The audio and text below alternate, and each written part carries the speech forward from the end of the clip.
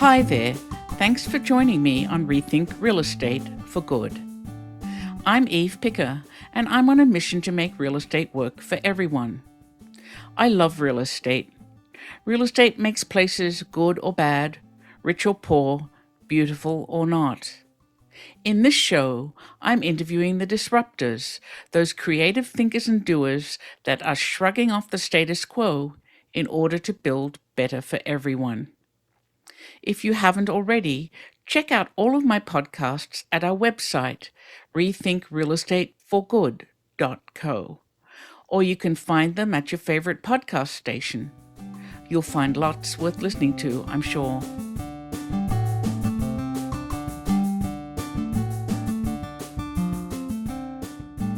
David Kemper wanted to find a way to safeguard established renters against gentrification. His goal was to build a real estate investment model that both stabilized existing rents and gave a voice to that community. The model he landed on, MINT, or Mixed Income Neighborhood Trust, is a sophisticated and replicable ownership model.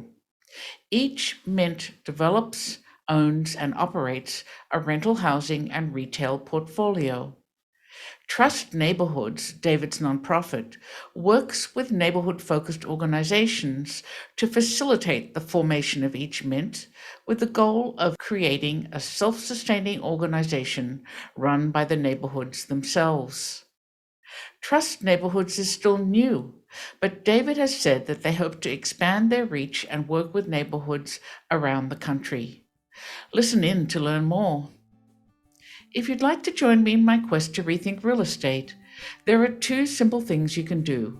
Share this podcast and go to rethinkrealestateforgood.co, where you can subscribe to be the first to hear about my podcasts, blog posts, and other goodies.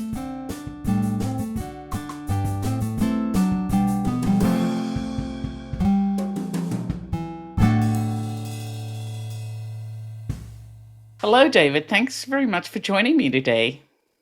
Thanks very much for having me on. You launched something called Trust Neighborhoods in 2019. And I wanted to ask you first, what problem are you trying to solve? Yeah, I'm one part of the three of us who are leadership at Trust Neighborhoods. There's Kavya Shankar and Jason DeHamers.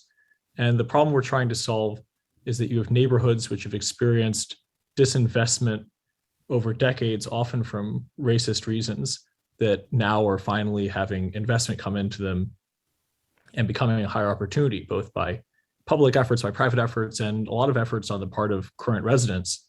But just as those neighborhoods are becoming a higher opportunity, the very residents which are most deserving of participating in that and have often contributed so much to creating that experience a second injustice of being displaced from that neighborhood, not only denying them that experience of living in a higher opportunity neighborhood, but often even creating harm beyond that prevention of opportunity. And around that problem is why we started working with neighborhoods through our nonprofit Trust Neighborhoods to help set up these mixed income neighborhood trusts. When did this need become clear to you? What's the journey you took? We followed different paths in the leadership team. My particular path was through working in New York City government in affordable housing. And that was first in a department there called Housing Preservation Development, where I got to do a lot of refinancing of LIHTC, which is low-income housing tax credit deals, and HUD multifamily deals, which is really the current meat and potatoes of American affordable housing finance. And you both saw how those worked at volume and the nonprofits and neighborhood-based organizations that use them, and also where it wasn't working, which is especially around what real pinpoint anti-displacement looked like. The city of New York at the time was then interested with the arrival of de Blasio in really pinpointing neighborhoods where likely gentrification would create displacement. And a lot of the effort was around creating inclusionary zoning to prevent that displacement. And I had the good fortune to be part of the teams that was working on that. And then a new team that was set up in capital planning in the city planning department and trying to work with neighborhoods facing that pressure to proactively prevent displacement. But there's kind of this rhetoric in New York, which is wonderful, but the New York is everywhere.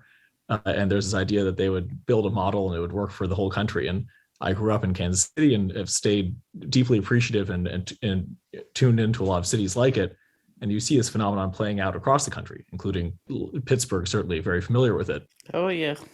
And the mechanism is not going to be that you're going to prevent displacement by incentivizing what's going to happen when a 5-story building is torn down for a 10-story building. A lot of the displacement and change in ownership and lack of control is happening long before that. So the same principles are playing out, but you really need to focus on building a different kind of set of tools. And fortunately, both found others who cared about it, and we had the time to work on this, but most of all spent time with a lot of neighborhood-based organizations in neighborhoods that had either undergone gentrification or were facing it, and really sat down with them and said, what are your pain points? How are you spending your days? What are you looking at for tools?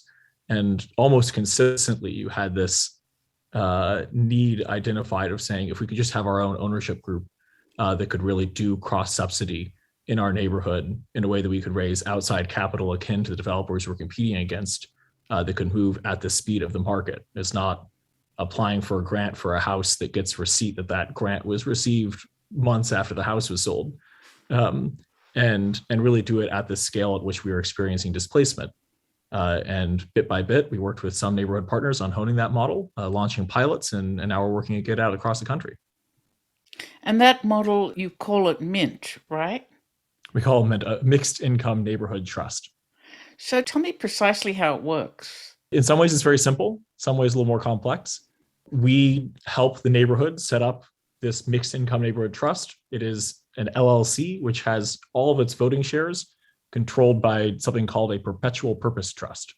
That is somewhat distinctive from some uses of trust models where there's not an actual trust in this. There's a legal trust, which is assigned to a purpose agreement, which controls all the votes of this new entity. That trust then has a trustee group, which has the existing neighbor-based organization on there and resident representation, and adheres to a purpose agreement, which we work with residents, the neighbor-based organization on writing when we're setting this up, which really identifies what anti-displacement means, what protecting belonging means, what long-term financial sustainability for this new institution looks like, and then really build in also details and nuances that are particular to each neighborhood. That serves as a long-term constitution that then this operating company of the Mixed Income Neighborhood Trust has to adhere to as it buys, develops, and then long-term owns a mixed income portfolio, which today we're entirely focused on housing in a way that prevents the displacement of residents in that neighborhood. So the trust is actually a developer. In some ways, it's a vehicle to allow a neighborhood to serve in a developer function for its neighborhood. And the way we've set it up is that each mixed income neighborhood trust will have a general management function, which is essentially a budget line that goes back to the neighborhood-based organization. So you aren't building duplicative new institutions, you're really building the capacity of groups that have been on the ground, have legitimacy, have been doing the hard work, and too often are then excluded from actually having that level of control and autonomy within their neighborhood as it experiences this kind of pressure. So really important for us is not just hitting numbers on preservation of affordable units, but really also changing power structures in these neighborhoods where especially women and people of color have been precluded for so long. I'm trying to wrap my head around this. It sounds pretty powerful. So if a new developer comes to the neighborhood and purchases a property outright, what control does this trust or mint have? It would just in parallel with that. There's no outright authority it has. It's more putting the neighborhood on more equal footing with a lot of more conventional developers that may be participating in a neighborhood that is facing gentrification. I see. Okay. And so how is a mint portfolio designed? So one of the key things we begin with is really doing an analysis with the neighborhood-based organization of what does protecting from displacement need? What is the real need in the neighborhood? An example of this is one of the first neighborhoods we've worked with was in Kansas City, Missouri, in the northeast section of neighborhoods there. And the neighborhood's called Lichens. And from a parcel view of housing in that neighborhood, they have 1,700 units of housing, and 900 of those are rental housing with basically zero regulated within that. They are next to a neighborhood that's had some of the fastest rising rents in the city. They are beginning to experience that same pressure coming on the side of them. So the beginning was talking with residents saying, look, you have 900 households that are renting in this neighborhood. at this average rate, what does it look like to make sure that those households, some of those will move into homeownership, some of those will not be necessarily having their income rise as fast as the market is rising. What does it mean to protect them from displacement? And then working with them to identify how can we maximize the preservation of those units? What does cross subsidy look like from likely rising rents and unrestricted units? We put under that same ownership group, so it self-finances affordability, which works for a subset of neighborhoods. And then saying also what is feasible in terms of, what are rehab partners or construction partners you can work with, and what kind of volume can they work with? What is the churn happening in a market? Is this a neighborhood where you're seeing hundreds of units bought and sold every month, or is it something where you're seeing a dozen bought and sold every month? And then putting together a capital stack that makes that feasible. We really do that whole hands-on diligence process with them and serve as a lot of the short-term capacity, which a lot of neighborhood-based organizations just don't have to set up that kind of vehicle. But then once it's set up with that governance, with those partnerships in place for renovation, for property management, and that scope of what they want to be building in as their own ownership, as much as possible, we then build their own autonomy to be running that and attuned at the neighborhood level as they build that ownership and manage it in an accountable way long term.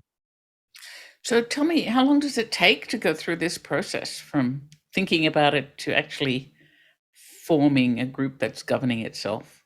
Yeah, I mean, we're kind of figuring it out. We did the 2 pilots. We are in the midst of a 3rd one right now. We're in the midst of a 4th one right now.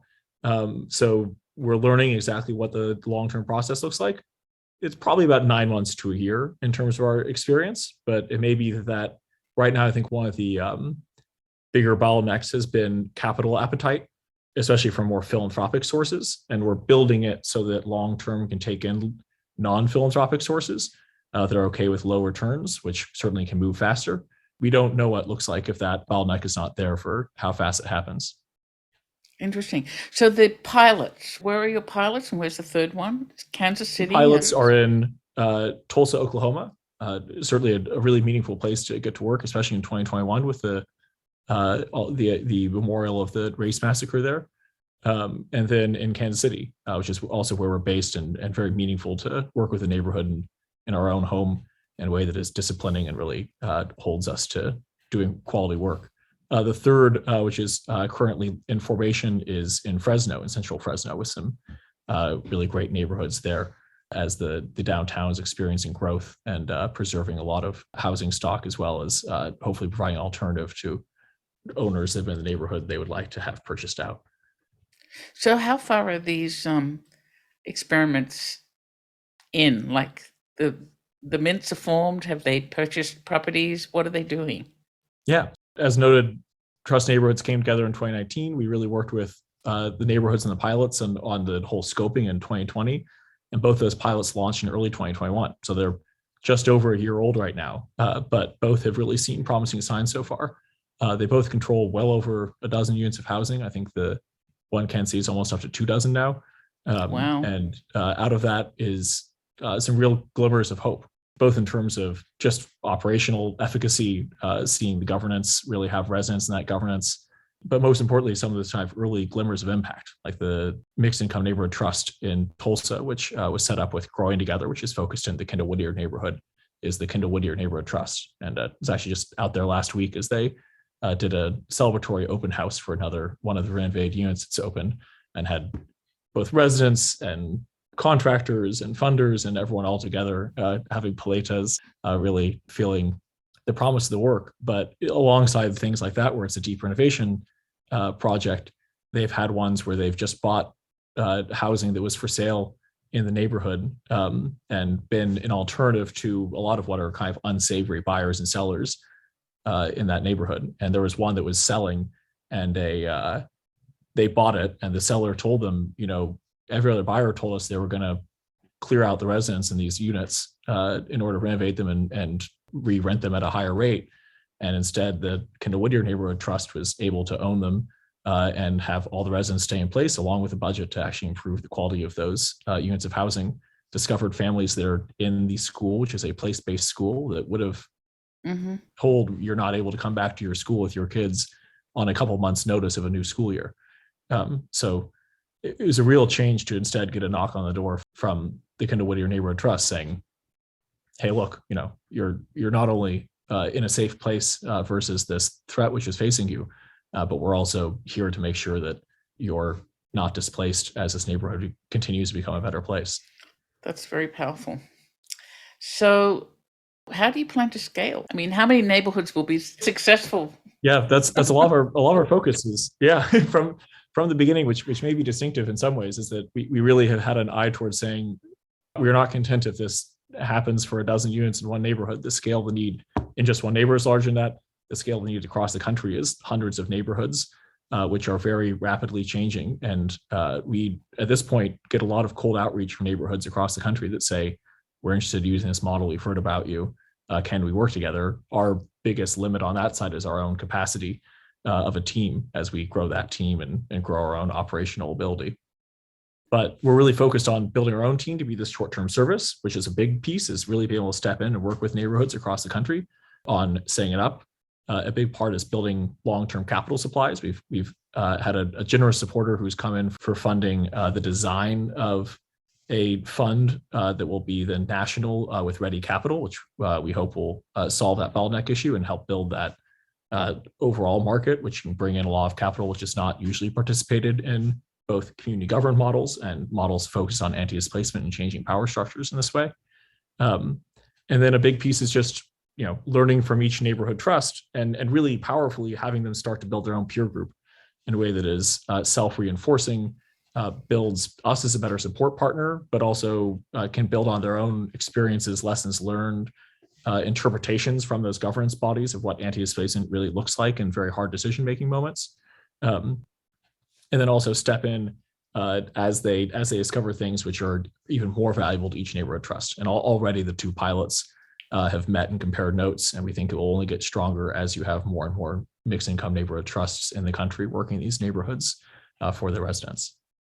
So, that was one of the questions I have, like, community engagement is really hard. Do you experience friction when you set up one of these? Like, what does it take to get everyone on board? Community engagement is hard, but what we've been doing with the mixed income neighborhood trust is so different from a lot of what more conventional community engagement is.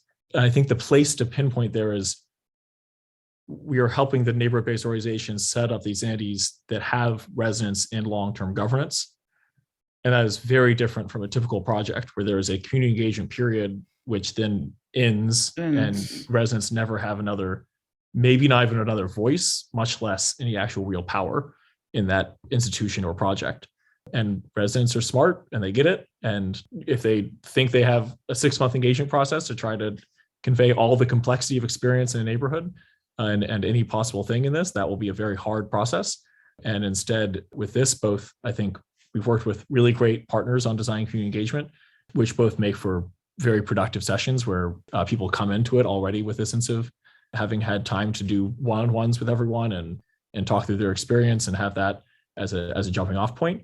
But then the most important thing is they then step into the actual governance long term. So there's a real ability to keep on iterating and having a voice in the model and in this new institution in their neighborhood. That's actually something I think we thought was going to be a lot harder, and has been really energizing to spend time with residents who just get this and are excited to have this kind of institution as a vehicle for creating this kind of change in their neighborhood. So, how big is your team, and what sort of skills are represented at the moment? Not very big. 5 of us full time right now. We're doing some hires right now. So small but mighty, right? Yeah, part of the building out the capacity to actually take on the scale of the problem. And our skill set is mixed. Kavi had been out in the Obama White House and had done organizing work as well as some amount of investment side work.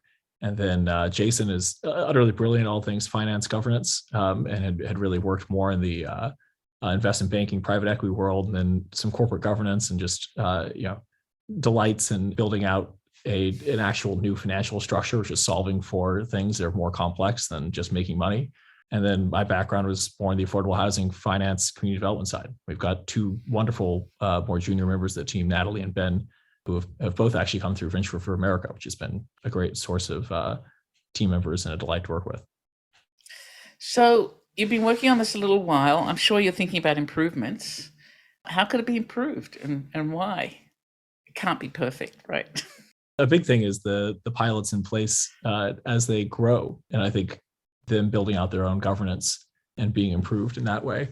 'Cause this is a pretty entrepreneurial idea, so entrepreneurs never sit still for very long. Yeah, I think a big part of the improvement also is building that peer group in terms of having the neighborhood trusts speak to each other more, building out just a lot of the capital familiarity. Right, there's a risky moment at the beginning of saying, can you put money into a new vehicle that is creating this kind of impact, and will that really work? And as we start to see them work, that makes it so it's a lot easier for the next one to say yes, I want to see that happen too.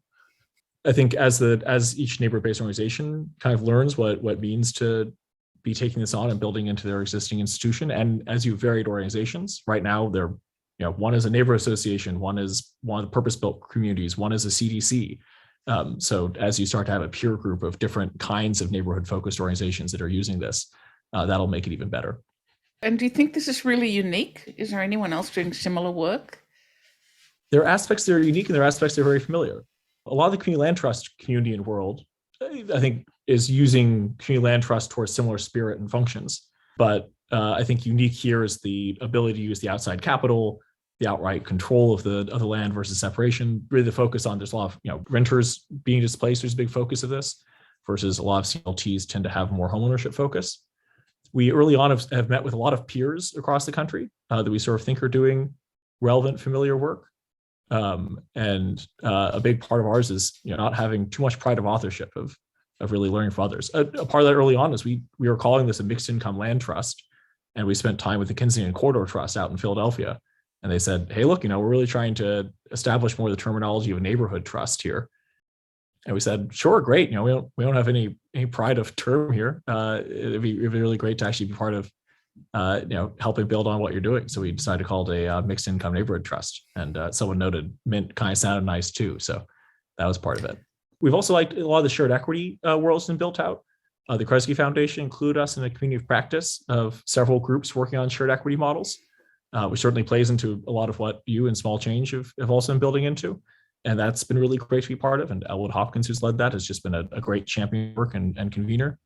And then I think also if you see models in neighborhoods facing gentrification that have, relatively succeeded in doing cross subsidy to the benefit of their neighborhoods, some of those have come out of almost, less conventional models than necessarily Community Development Corporation, where if you look at what the Hasidim community has done in South Williamsburg in New York, it's experienced massive gentrification pressure, which because of ownership and cross subsidy has in many ways actually made it more affordable for that community through their cross subsidy and ownership of land. Likewise, you see some of that with some of the Chinatown family societies in New York. And you see a couple clusters of that in different places in the world. And there are some community development corporations that I think use their assets. We right now are working with the East Boston Community Development Corporation in Boston, which has been both an amazing partner to work with, and also the way in which they've built out the organization and ownership and building their own self-financing mechanisms is really in line with what we'd like to see this model enable for more neighborhoods. So it's been amazing to get to work with them as a partner in that. So how many more neighborhoods do you think will have mints in 1 year or 3 years from now? 1 year, a few, but 3 years, we'd like to see, actually getting up to really doing this at scale. So, and what does success look like to you?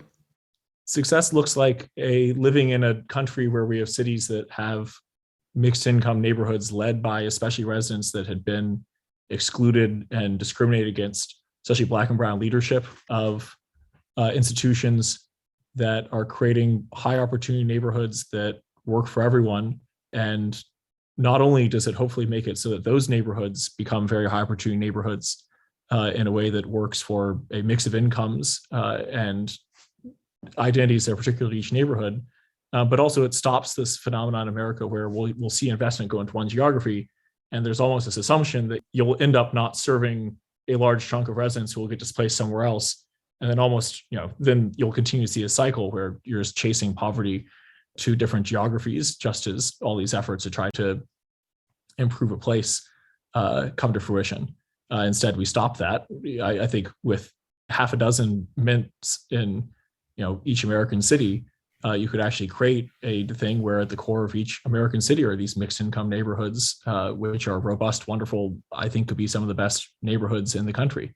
And you also have this window of opportunity in the United States where we, by deep tragedy of racism and suburban investment, we've ended up with the cores of our cities being massively underinvested and undervalued. But we, in many ways, are the anomaly in the world on that. And we're seeing our appetite shift where the cores of our cities are becoming the most valuable places, which is much more akin to everywhere else in the world. It would be a tragedy, I think, to then see us also just have it where if you don't have the money, you can't afford to live anywhere near the middle of the city. I think that shift is already happening.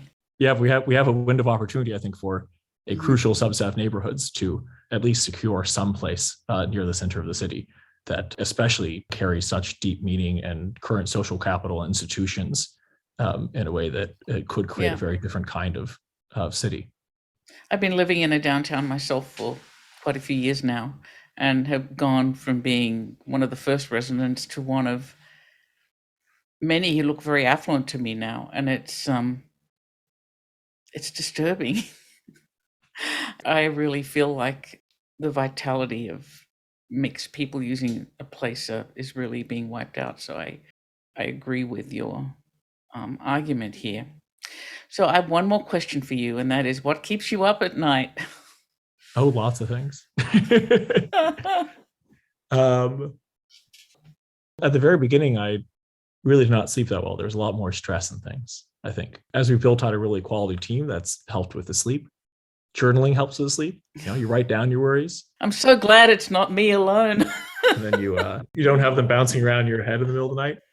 I mean, you always kind of swing back and forth too. You have this thing where you go, there are moments where you go, oh yeah, this is doing great, and we're going to run with it. And there are moments where you go, oh, is something going to hit us that we aren't expecting, and everything's going to fall apart. And I feel fortunate that more and more of the days are the former. Yes. Yeah, or there are moments where it's like, why am I doing this? Yeah. It's a very hard road.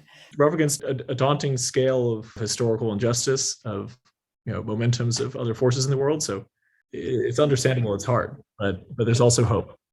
I think you're also up against greed, unfortunately. So the gentrification of neighborhoods is going to continue. The question is how many can you catch and save, right? Yeah, I think the hardest thing for us right now has been when we have neighborhoods that say, we really want to work with you, now is the moment. And we've just had to say, we just don't have the capacity to work with you right now. And that's been really hard. Heartbreaking. I remember one very early on going, well, whether or not you work with us, we're going to be here fighting displacement in our neighborhood. So it's not so much, are we going to work together and find displacement? It's more, they're going to be there doing it regardless. It's just really hard to not have the ability at this point to say yes to everyone and get these in place with the speed with these words are changing. Is there any white label option that you can create for do-it-yourselfers? We've occasionally sent on pieces. Unfortunately, it's just, I think a big reason why we built the team is that a lot of people know all the principles. It's just don't have the capacity in a team that actually will step in and run with it. So that was, we have no pride of that. We're happy if someone else wants to do it. Just a big part is building the team to be able to actually say yes to more places and run with it. Well, you've chewed off a huge problem, and I really hope you're super successful, and I can't wait to see where you are in 3 years. Maybe we'll have one in Pittsburgh or 2 mints. Yeah, we'd love that. That would be fantastic. Yes. Let me know if you need any introductions. Yeah. Well, if they're neighborhood-based organizations that this resonates with their priorities and what the neighborhoods are, then there's tons. I feel like someone once told me that community development work started in Pittsburgh. It's got an enormous number of neighborhood-based organizations. I helped found one myself for CDC, so every neighborhood has one. It's a pretty active place that way. We'll follow up. Definitely. Yes, definitely. But thank you very much, and congratulations and good luck. Eve, thank you.